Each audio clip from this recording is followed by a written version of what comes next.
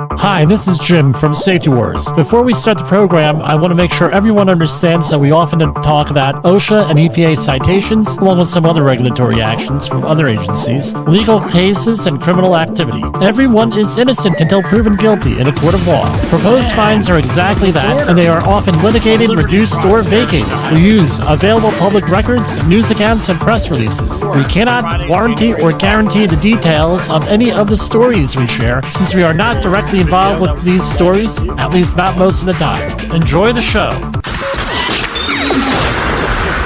This show is brought to you by Safety FM.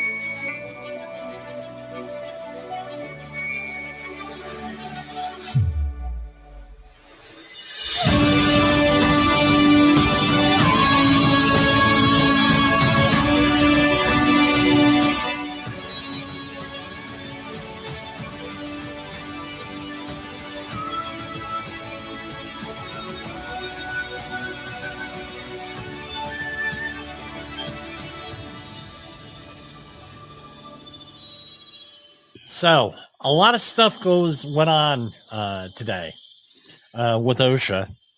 They updated their fee schedule. They updated their fee schedule today. Sorry about that, folks. Don't know what happened there with the feedback.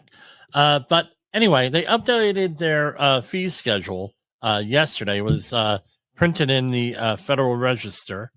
And we'll cover it tonight. Also, a whole bunch of other stuff going on with OSHA. They finally updated their press releases. So that was actually a pretty good thing. They're finally on board now as of last night with everything going on here. Let me make sure we are on. Yes, we are on live on YouTube. All right. So we're probably going to be, just to let you know, we're going to be doing some live things. The way we're setting up the program nowadays is we're going to do 15 minutes, right, at a clip. And then if that clip, I'm satisfied with it, we're going to release it separately on social media platforms. People like the 15-second type deal with things, which is fine. They like 15 seconds. Like a real quick, not the hour-long format. We're going to try that out coming up, and we'll be releasing other stuff. Just check back here. Join us. We're on TikTok as Safety Wars, LinkedIn under my name, Jim Poesel, Poesl.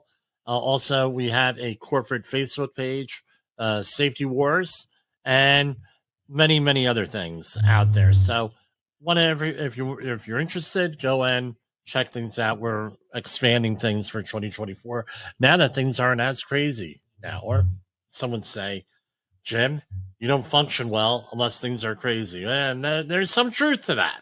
So anyway, I'm going to do a share screen here. We're going to go right to the OSHA press releases here. And if you are an outreach trainer, this is what you want to pay attention to, is that they updated their penalty amounts, OSHA did, for 2024. And let's share that. If you are on the podcast, just go on over to the OSHA.gov website, and you will find out that there were 2024. I could not, what they are for 2024. You'll see the printout, and we're going to be going into a little bit more detail than most of the other places out there. And the other places are doing well. I mean, they get a lot more views than me, some of them. Some of them don't get as many views. But a little bit of, we're going to go a little bit more in depth and in detail here. And I'll say things a little bit differently as usual. So right here are the OSHA penalties. And let me get a different view here. And let me try to zoom in a little bit more. And there we go. So below, these were released yesterday, January 11th. I like to be the first ones, but I couldn't do it on this one. So below are the maximum penalty amounts for the adjusted with the annual adjustment for inflation that may be reassessed after January 15th, 2024. So these are as of Monday, this Monday coming up, Martin Luther King Jr. Day, the observed day here. So they're long and short, serious or other than serious. Posting requirements, $16,131 maximum penalty. Failure to abate, $16,131. That's per day, usually up to 30 days. And the other one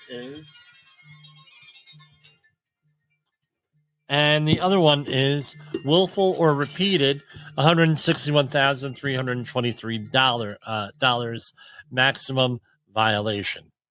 And maximum violation. If we mosey on over to the big one here. So this is the actual memorandum. You can tell a lot. Usually for the outreach trainers, just go by here and you may see a little slide on there. But if you really want to get in depth, which is what I hope you do on your 30-hour courses, what I do, I always break this out. Or if I have to do a presentation for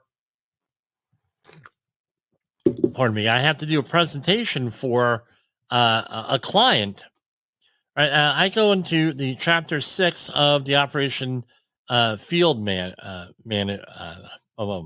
Field Operations Manual, the FOM.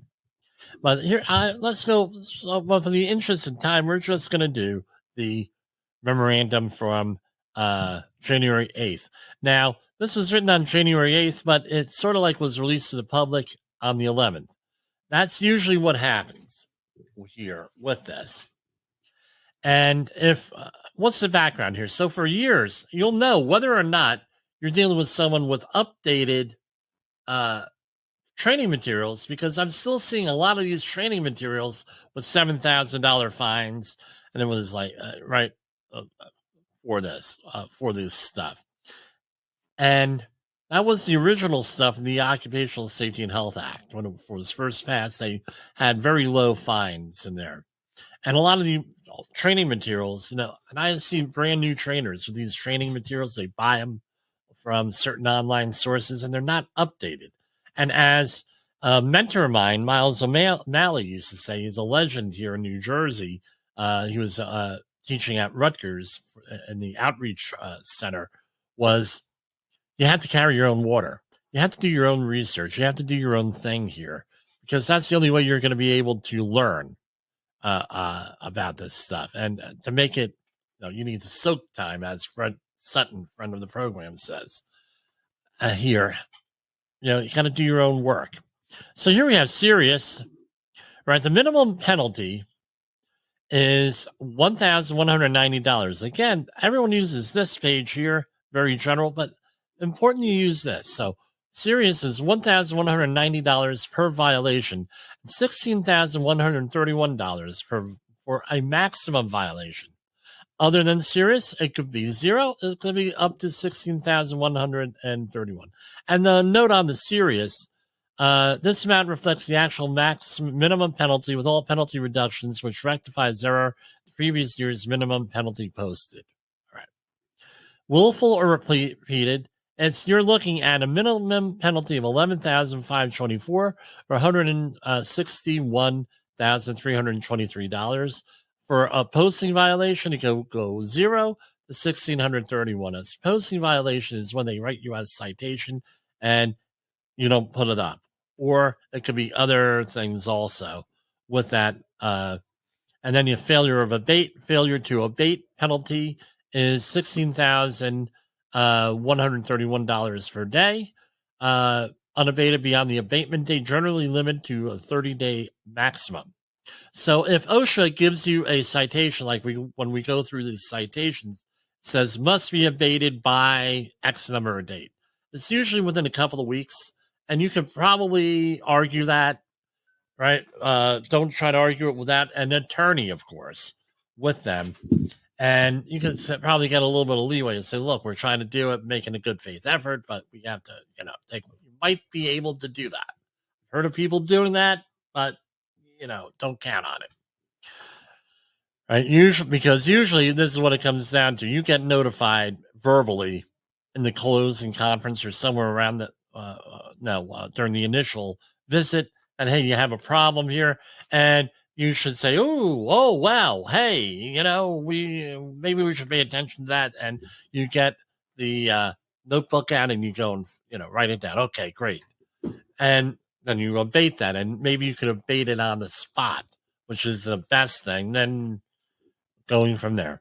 So now you have what is called a gravity-based penalty. And it's based on high gravity violations, one with a gravity-based penalty of 16,131. A moderate is a violation with one, right? Of one with a gross penalty of 9,218 to 13,828. A low gravity violation is one where the gravity-based penalty is 6,913.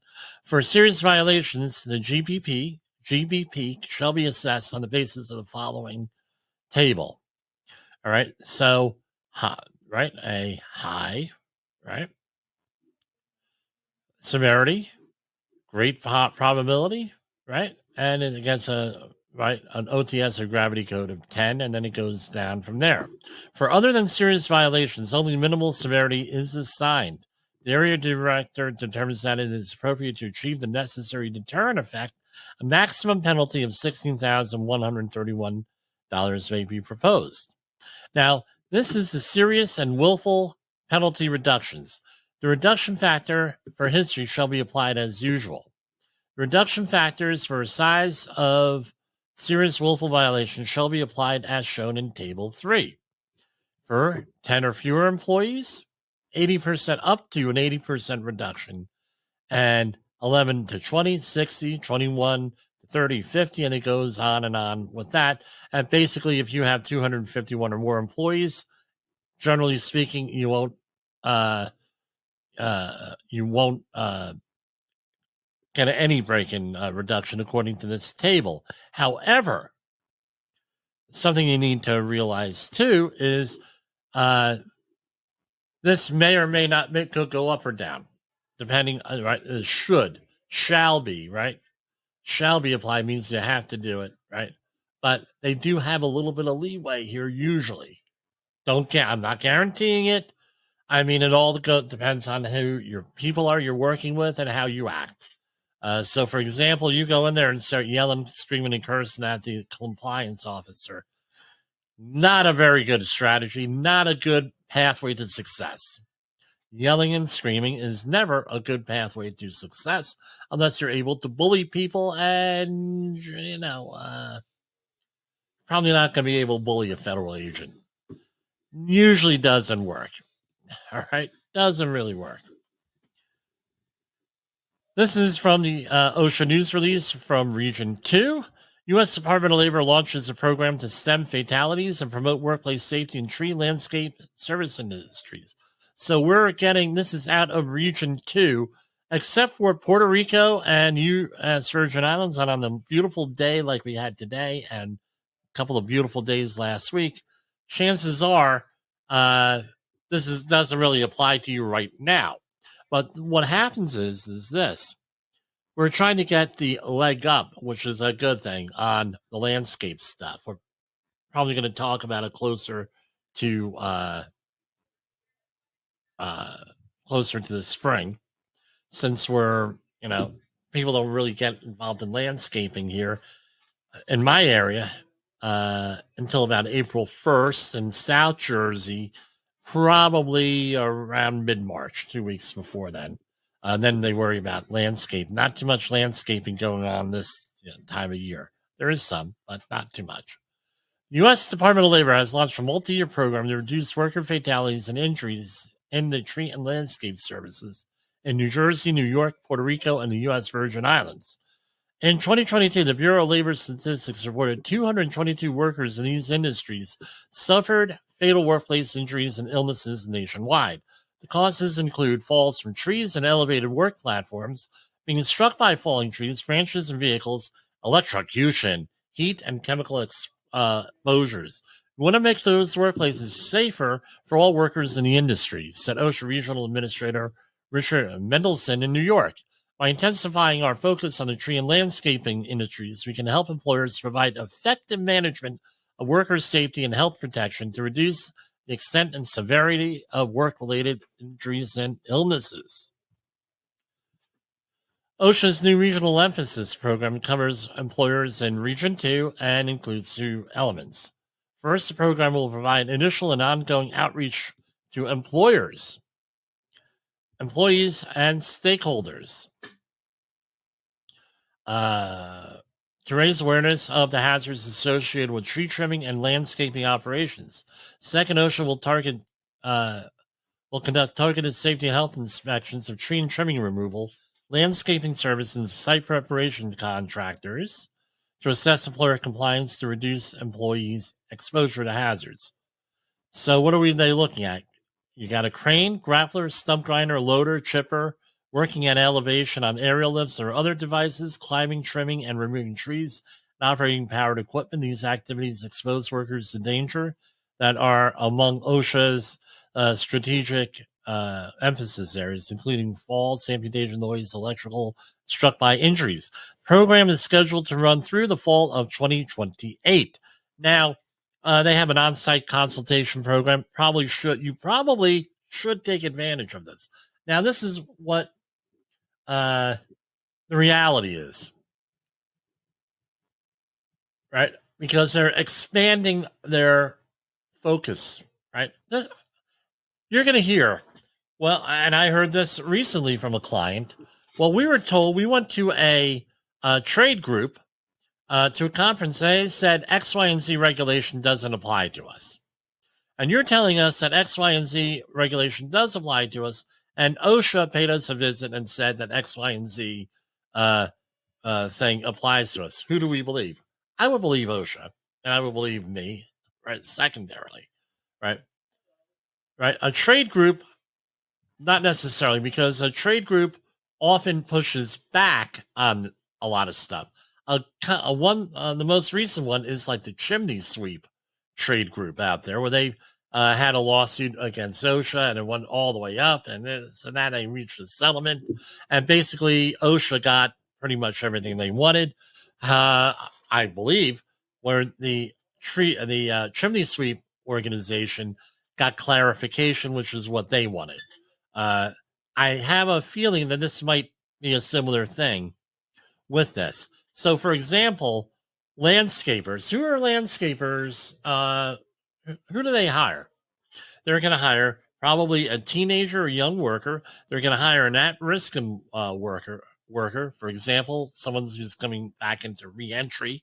And they're also going to hire day laborers and what they call lower skilled workers, even though I tell you what, landscapers have a skill. Believe me, they have a skill. But so those are all short-term seasonal workers. Now, does OSHA require? If you're going to be working at height, it requires training. All of these things require training. Can you imagine a small contractor charging $35, $50 to do your lawn, which is like the going rate around here? Maybe $100 if you got a real big lawn and you need all this specialized stuff.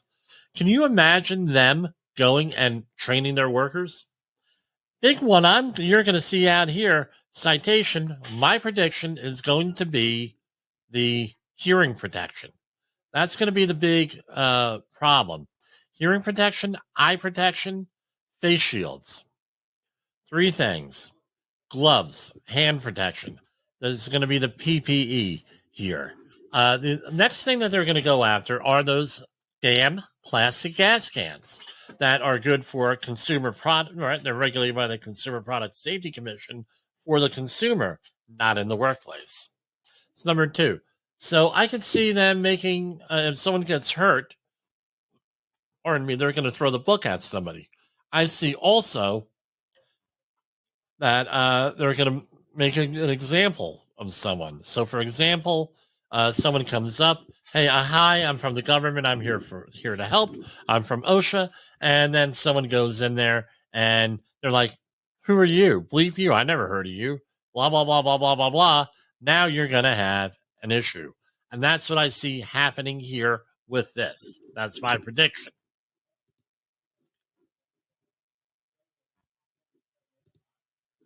Okay, and now we're on to the U.S. Department of Labor press releases. Staten Island Health Center will pay $195,000 to former employee who reported concerns of risk in-person staff meeting as pandemic grew.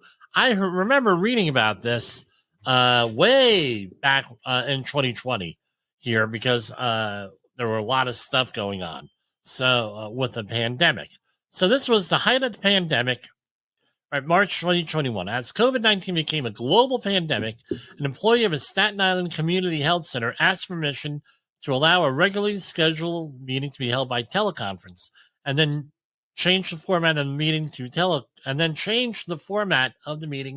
a teleconference rather than meeting in person in a windowless conference room. So, what the implication is that there wasn't enough ventilation here.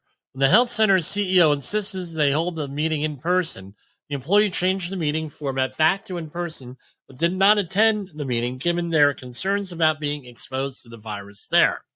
2 days later, the center suspended the employee for refusing to attend the meeting and for unspecified insubordination. It prohibited them from access to all work sites. A few weeks later, the clinic terminated the employee in April 2020 without further explanation. The former employee filed a whistleblower complaint with OSHA. In June 2021, the department filed suit against the company and CEO, alleging they violated the anti-retaliation provisions of the OSHA Act, right, Occupational Safety and Health Act, by suspending and ultimately terminating an employee for reporting a hazardous work condition, potential exposure to COVID-19 at an in-person staff meeting. All right. Following litigation and mediation, the health center and Thompson have agreed to pay $195,000 in back wages and compensatory damages to the former employee. In addition, they will, among other things, expunge this from the employee's record, provide a neutral reference for the employee if any prospective employer requests an employment reference or verification. I think you got to do that anyway, right? Conduct the reading of rights, informing employees that they are protected under Section 11C of the OSHA Act, which is the whistleblower, I believe, part of that.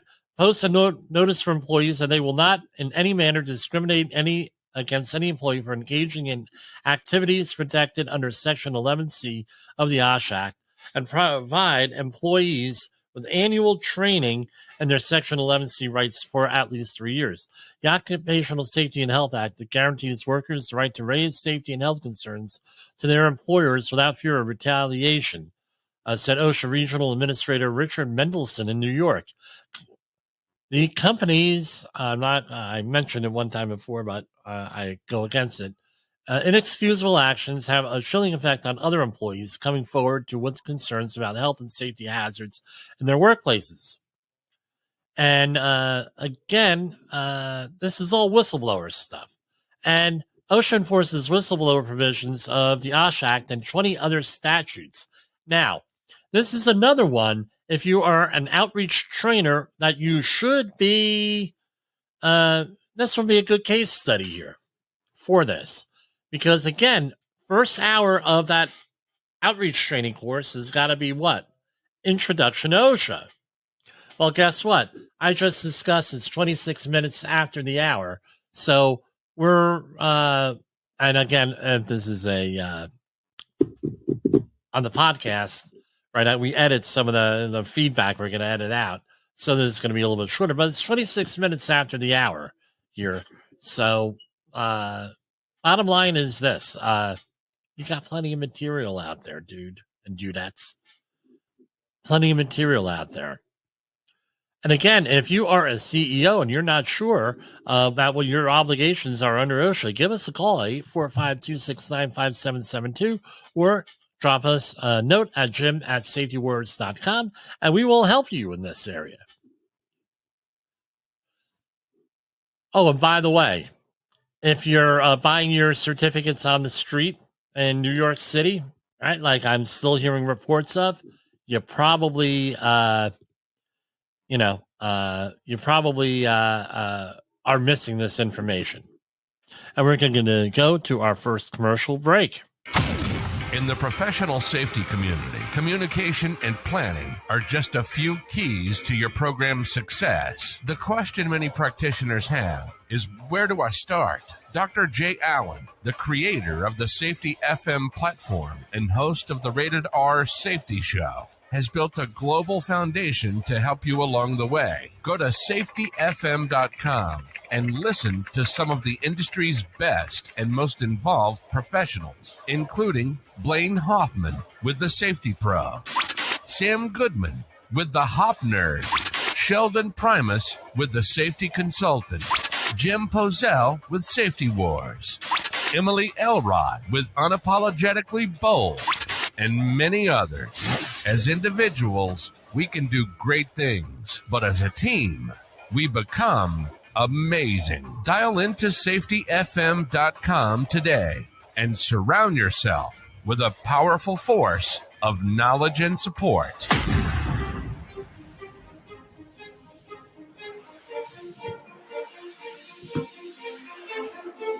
OSHA recordables, catastrophic losses, environmental disasters. You want answers? So do I. This is Jim Posel with Safety Wars. That's my daddy.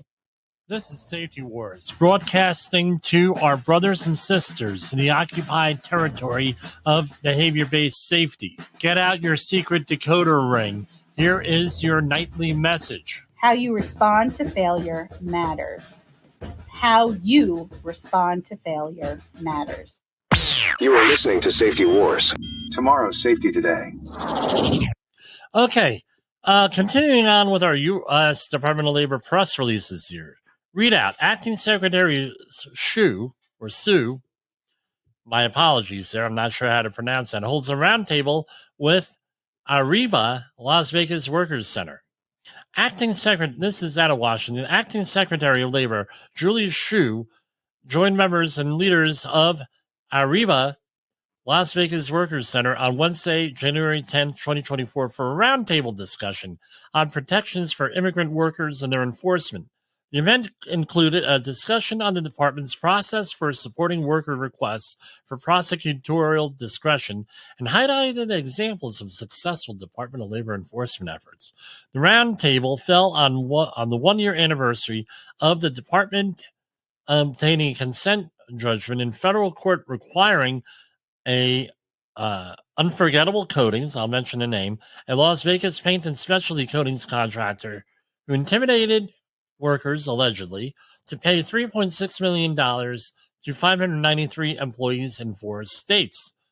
Arriva Las Vegas Workers Center assisted the department in contacting workers during that investigation. Just out of curiosity, how much money is that per person? Hold on. Yes, I know I'm rude. I'm doing the calculator here. 3 divided by 593. So each worker got just shy of $6,100 for that. Wow, that was, good job there, guys. Arriva is a recipient of a 2023 Susan Harwood training grant from OSHA. These grants are used to support education and training to help workers and employers recognize serious workplace hazards, employee injury prevention, and understand workers' rights and employers' responsibilities under federal law. This is a quote from Acting Secretary of Labor, Julie Shu. I want to recognize the important work of each of you and Arriva Las Vegas as an organization does. I know that many of you are leaders in your community. I also congratulate you on your Susan Harwood grant, which is awarded by the Department of Labor to help community organizations promote occupational safety at work.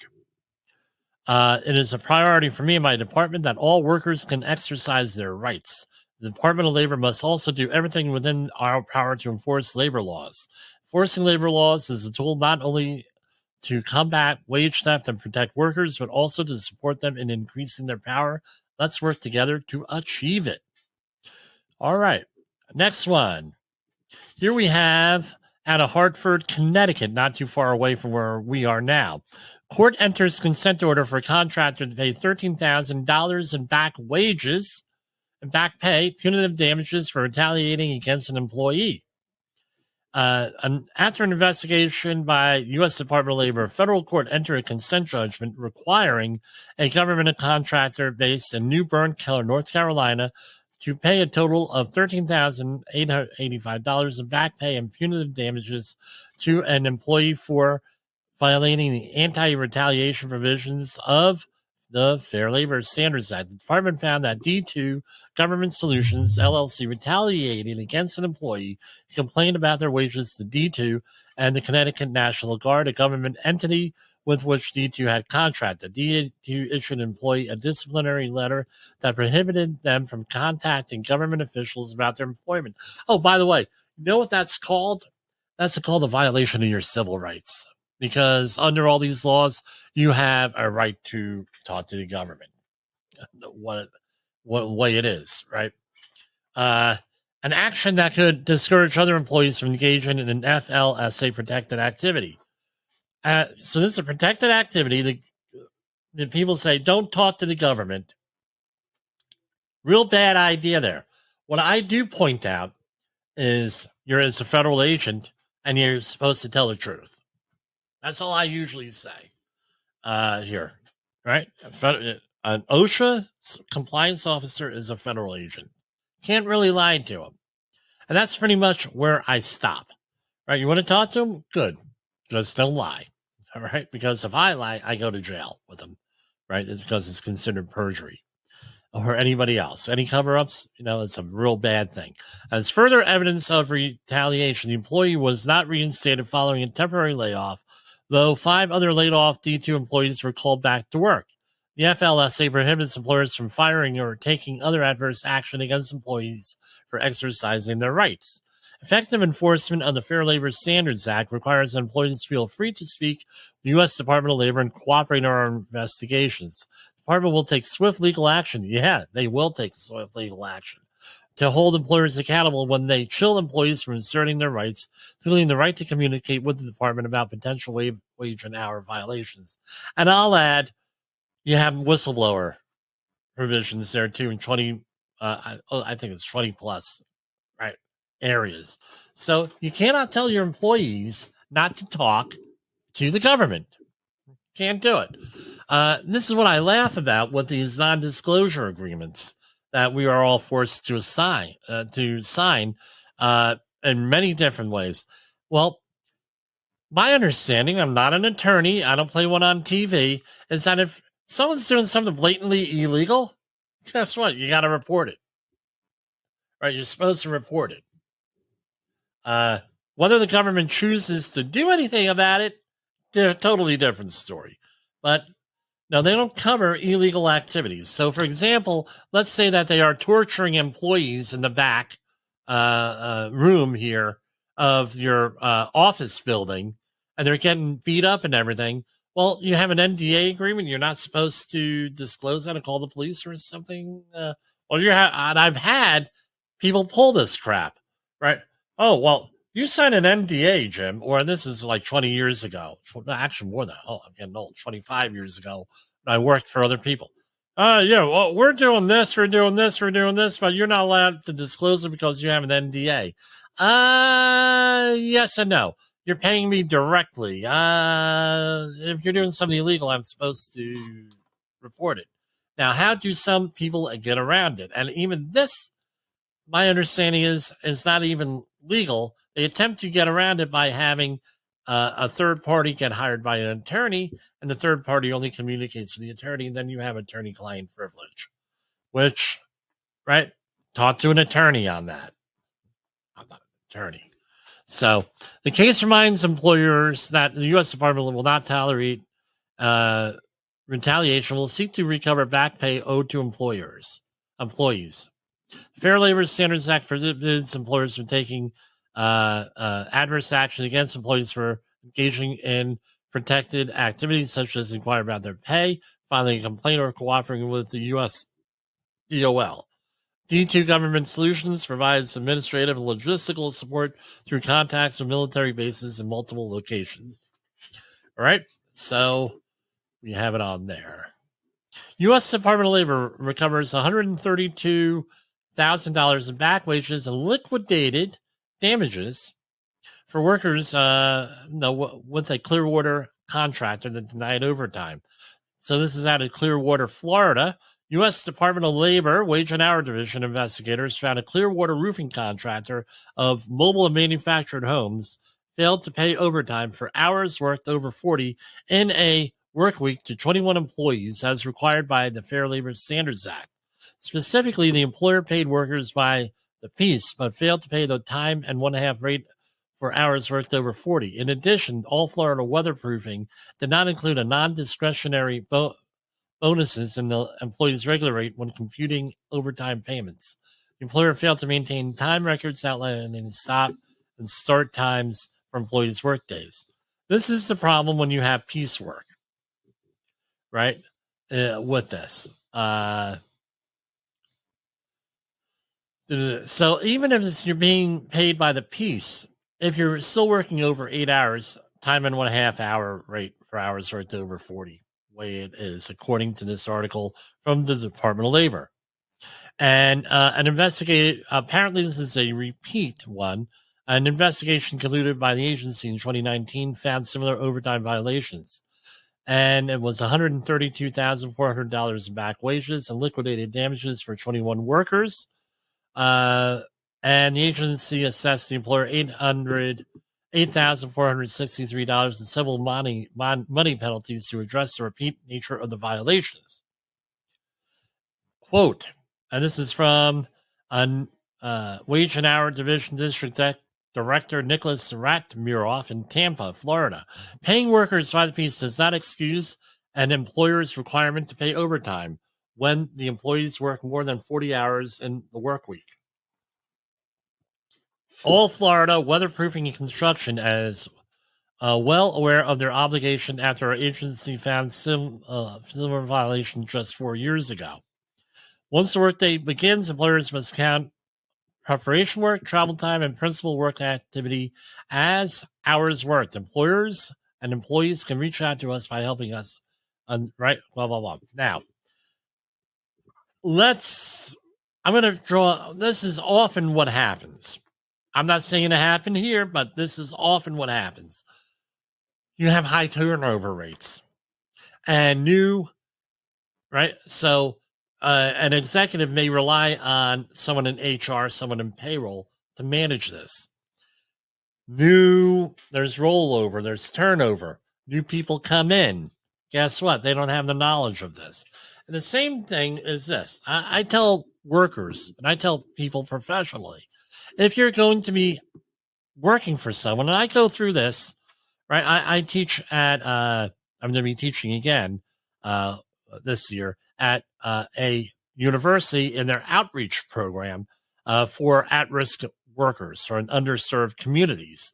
One of the things that happens is, right, especially when I'm giving the outreach course, I make darn sure, or even if I don't have time to do it, I do it over a break, and we all get a big kick out of it, is the establishment search on the OSHA website. I said, look, if you're going for work for an interview, check out what's going on that establishment search on OSHA to figure out, see what kind of violations they've had. Also, don't be afraid to Google and everything else. I said, no, if you use Google, things like that, how reliable is? Maybe good, maybe bad, depending on the source. However, when that establishment search, that's pretty much dead on there. And we go through all of the, hey, look up this company, look up this company, look up this company. About half the time we find companies, they're like, holy Wuvno. They did this, they did that. Wow. Uh, so we teach them that as a necessary skill so they don't get preyed upon by predatory employers. That, by the way, I would like to take credit for coining that phrase, predatory employers. U.S. Department of Labor has obtained a consent judgment in federal court that requires the Philadelphia Home Health Agency and its owner to pay approximately $1.6 million in back wages and liquidated damages to 288 workers. Right? The consent judgment follows a complaint filed in February 21st, 2023 against a company and the owner. The investigation by the Wage and Hour Division found employers did the following: paid home health aides and their regular rates of pay for all hours worked, failing to pay overtime, failed to combine hours between multiple clients for overtime calculation purposes. Sounds like a real accounting issue here. Did not pay home health aides for time spent traveling between clients' homes in the same workday. Maintained inaccurate records of hours worked due to not tracking hours for travel time. Failed to keep payroll records for the part of the period of investigation. Now, we have a home health care person come in here, and believe me, first thing that they do when they come in, they're great people. We have phenomenal people here. All right. First thing that they do, Mr. Posel, right? What's your Wi-Fi password? Because I can't get a signal here. Yeah, I said, yeah, tell me about it. So they break out their smartphone. I give them the Wi-Fi password and everything. They go in, and that's the first thing that they do is they make sure that they check in for reasons like this. All right. So anyway, in addition to recovering 823 blah blah blah and back wages and an equal amount in liquidated damages, the judgment entered into the U.S. District Court for the Eastern District of Pennsylvania in Philly requires the company to pay $56,218 a civil money penalty assessed by the division for the willful nature of the employer's violations of the Fair Labor Standards Act. The court also enjoined the employers from violating the FLSA in the future. I don't know why they have to do that. I'm not an attorney, but, it's like that movie, Liar, Liar, with Jim Carrey, right? Guy calls on the phone, he picks up, and someone hands him the phone. He tells the secretary or whoever tells the character, hey, so-and-so is in jail. He wants to know what to do, what he should do about it. Jim Carrey grabs the phone and says, stop breaking the law. And he uses an expletive. You want to stay out of trouble? Stop obeying the law. Start obeying the law. You won't get into trouble, generally speaking. We're going to switch things up here with United States and California announced diesel engine manufacturer Cummins Incorporated agrees to pay a record $1.675 billion in civil penalties and vehicle test cheating settlement. The total value of the settlement exceeds $2 million and requires nationwide recall of model year 2013 to 2019 Ram diesel 2500 and 3500 vehicles. All right. The Justice Department Environmental EPA, California Air Resources Board, and the California Attorney General's Office released the details of a proposed settlement with diesel engine maker Cummins Incorporated for alleged violations of the Clean Air Act and California law. Beyond agreeing to pay the $1.675 billion civil penalty, the largest ever assessed in a Clean Air Act case, Cummins has agreed to spend more than $325 million to remedy the violations, which included the use of software defeat devices that circumvented emissions testing and certification requirements. Under the settlement, Cummins must complete a nationwide vehicle recall and update the software in hundreds of thousands of Ram 2500 and 3500 pickups. And it goes on and on and on. Pretty, I tell you what, there was another car company that had a similar situation happen a couple years ago. And this is not a government website, so I really am not supposed to share that with you. I usually only share government websites here. This is from EHS Daily Advisor. OSHA Enforcement Roundup 2023 fourth quarter. So this is the highlight. Corn Milling Company fined $1.8 million in Wisconsin. All right. With that, a lot there, and it had to do with, we covered the program, grain dust. Report trenching hazards lead to 7-figure fine, penalty $1.8 million. This is out of Minnesota, story we covered here in June. And no protective systems and other things going on there, $1.8 million. Here we have a machine hazard, primarily guards, and this one is also in Wisconsin, too, from Wisconsin, $1.4 million. No, a guy got caught in a machine that was unguarded. Severe violator fine again for fall hazards. This is out of Ohio, $730,000. A machine shop cited for safety and health hazards. Guarding issues, 58 violations. I remember this one, $596,000. And this is out of Texas. Employees suffers fatal fall, $522,000. This is a local one. New York contractor was cited by OSHA after their investigation found the contractor could have prevented a roofer's fatal fall by following legally required safeguards to prevent falls. And next one, $312,518. This is machine hazards lead to fatal falls here. Again in Wisconsin. For whatever reason, they're very active in Wisconsin. So this one is out of the Federal Register. California Occupational Safety and Health State Plan and Operational Status Agreement. So a little bit of insight here. That's the only reason why I gave it. It's not, I'm covering it. It's not really big news, but it does give us some insight here. California. Yeah, let me check on time here real quick. Okay. California administrators, administers an OSHA-approved state plan to develop and enforce standards for public sector and private sector employers pursuant to provisions of the Occupational Safety and Health Act. The California Occupational Safety and Health Act plan received initial federal OSHA approval in 1973. Going on and on and on. So there's a new operational status agreement. So on September 15th, 2022, OSHA in California signed a new operational status agreement to replace a previous one. And going on, why are we hearing this today? I don't know. On here. Basically, first, the operating status agreement clarifies that federal OSHA enforcement authority within the U.S. military installation applies when installations' borders are secured and access is controlled, but that California continues to have enforcement authority over state and local government employers on such military installations. So the bottom line is here, if you're federal, right?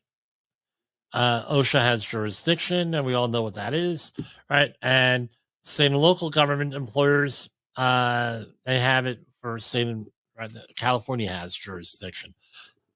Also, the federal enclave, and over which federal OSHA retains enforcement authority, revises the specific list of recognized federal enclaves to bring that list up to date. Third, 2022 OSHA clarifies the scope of OSHA authority over employers operating on Native American reservations, trust lands, including that California continues to have enforcement authority over state and local government employers operating such lands and over tribal member employers operating outside of such lands. And fourth and finally, there is a new definition of maritime employment over which federal OSHA maintains enforcement authority, including dredging, pile driving, similar operations on navigable waters and all floating drilling platforms on navigable waters. Goes on and on and on. So that clarifies things. If you work in California, I'm sure in California this is an issue there. Otherwise, they wouldn't have done this. Here we have one from KNEWZ, KNUDS. Right, volcanic superstructure forming under the Pacific Ocean is larger than Idaho. The old phrase that we're not making any more land isn't true. Volcanoes can do it. Right, so KNEWZnews.com, that's knews.com, has learned new details about a plateau in the western Pacific Ocean. Doesn't qualify as land by definition because it's not on the surface, but it's growing in size. Scientists call it the Melanism. Sorry, I cannot say that word. MELANESIAN, border plateau. And research being published Monday, January 15th, offers to call the source of it Ocean Mid-Atlantic Superstructure. So, okay, great. I know there is a submerged almost continent out there, right? I forget the thing out there out in that area. I'm wondering if that has something to do with that. Chemical Safety Board news release. This was issued, doesn't have a date on it. The first day of Kwanzaa, December 26, 2023. Today, the U.S. Chemical Safety and Hazard Board investigation released its final investigation report into the fatal January 29, 2020 well blowout at the Daniel H. Wendland 1H well in Texas. 3 workers suffered fatal burn injuries from flash fire that erupted when hydrocarbons from the well ignited, and a 4th worker was seriously burned but survived. The CSV's final report found that the lack of effective well control practices, including well barriers, contributed to the incident, along with the absence of regulations governing onshore oil and gas operations. So there were 4 key safety issues identified. Well planning. Again, no written plan associated with the well and its construction, or an inadequate plan at best. Checking the time here. Okay, well control for completed wells and underpressurized reservoirs. The CSV learned that the industry guidance does not provide reliable methods for well control for completed wells and underpressurized reservoirs. Further, existing regulations do not require the implementation and maintenance of well control for onshore oil and gas operations. 3. Ignition source management. During the incident, a mixture of flammable hydrocarbons released from the well found an ignition source. Multiple potential ignition sources were identified in the vicinity of the open well bore. Chesapeake's policy did not include industry guidance, hazard assessments when locating ignition sources and atmospheric monitors near potentially flammable atmospheres. Federal safety requirements, regulatory safety requirements. There are minimal regulations that govern onshore oil and gas drilling and servicing operations, despite prior attempts to promulgate rules in the industry. Investigator in charge Harold Griffin said the CSV's final report found a number of shortcomings when it came to safe operations in a Wendland well. Ultimately, a lack of established safety practices was a significant factor in this incident. In this case, the well operator and its contractors did not implement effective preventative safety measures consistent with industry recommended practices, which contributed to the severity of this incident, end quote. The CSV is issuing recommendations to OSHA, API, the American Petroleum Institute, and Chesapeake. The CSV is calling on OSHA to include onshore well drilling and well servicing operations in the agency's PSM standard, perhaps Process Safety Management Standard, or alternatively developing a federal standard to address these operations. CSV is also urging OSHA to remove the exemption that excludes oil and gas drilling and well servicing from OSHA's 1910-147 standard, that is Control of Hazardous Energy Standard, and lockout tagout. Expand the standard to cover oil and gas production. Lastly, the CSV is calling on OSHA to promulgate a new federal standard to discover drilling, production, and service / worker activities surrounding onshore oil and gas wells. They're requiring stuff from API about underpressurized reservoirs, and they want to say basically they want the company to have industry standards and everything else. But anyway, the CSV board members are appointed by the president subject to Senate confirmation. The board does not issue citations for fines, right? And my understanding with all this stuff, you can't really use it in a court of law. So we can use it on Safety Wars. That's all that we have for today. We are going to having hopefully a productive 3-day weekend here. I hope everybody else in the United States enjoys this 3-day weekend, and we'll go from there. For Safety Wars, this is Jim Posel. The views and opinions expressed on this podcast are those of the host and its guest and do not necessarily reflect the official policy or position of the company. Examples of analysis discussed within this podcast are only examples. They should not be utilized in the real world as the only solution available, as they are based only on very limited and dated open source information. Assumptions made within this analysis are not reflective of the position of the company. No part of this podcast may be reproduced, stored in a retrieval system, or transmitted in any form or by any means, mechanical, electronic, recording, or otherwise, without prior written permission of the creator of the podcast, Jay Allen.